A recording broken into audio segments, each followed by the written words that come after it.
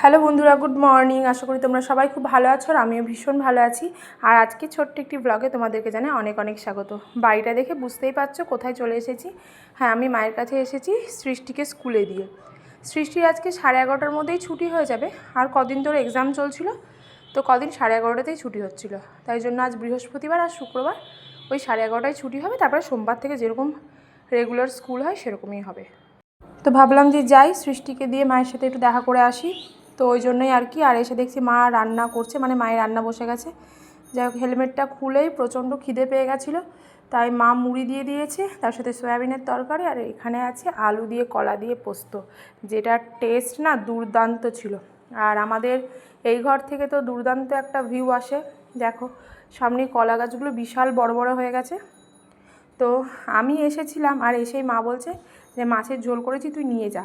মা না একা মানুষ কতটাই বা খাবে, তাই দেখো এখানে রান্না করা মাছের ঝোল দিয়ে দিচ্ছে। তারপরে বলে যে শুধু মাছের ঝোল নিতে হবে না, সয়াবিনের তরকারিও নিয়ে যা।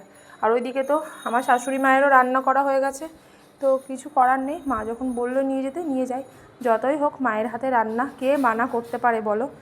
আর এইদিকে আমি একটুখানি মাথাটা আঁচড়ে নিচ্ছি আর মাথায় হেয়ার অয়েল করেছি। এত বাজে অবস্থা হয়ে গেছে না আমার চুলের, যে কি বলবো। ভাবছি কয়েকটা দিন পরে না একটু চুলে স্পা করাবো।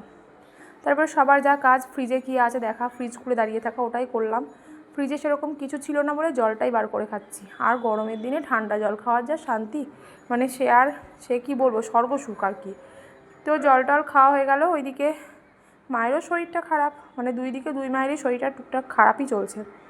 কিন্তু কিছু করার নেই, এ বাড়িতে এসে তো থাকতে পারবো না সেরকমভাবে, কারণ ছেলে মেয়ের পড়াশোনা রয়েছে, সংসার রয়েছে, তারপরে আবার নিজের পড়ানো রয়েছে, দিয়ে এই করে আর থাকা সত্যিই হয়ে ওঠে না। তাই এখন মাকে বলছি তাড়াতাড়ি করে বেরিয়ে যায়, নাহলে সৃষ্টির আবার ছুটি হয়ে যাবে, ও দাঁড়িয়ে থাকবে, অপেক্ষা করবে আমার জন্য। কিন্তু অনেকটা আগেই বেরিয়ে গেছিলাম, স্কুলে গিয়ে বেশ 5 মিনিট মতো দাঁড়িয়েই থাকতে হয়েছে।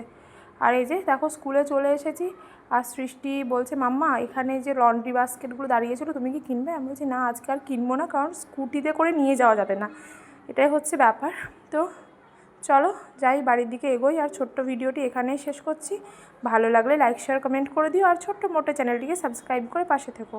আজকের মতো আসি, আবার অন্য দিন দেখা হবে। বাই।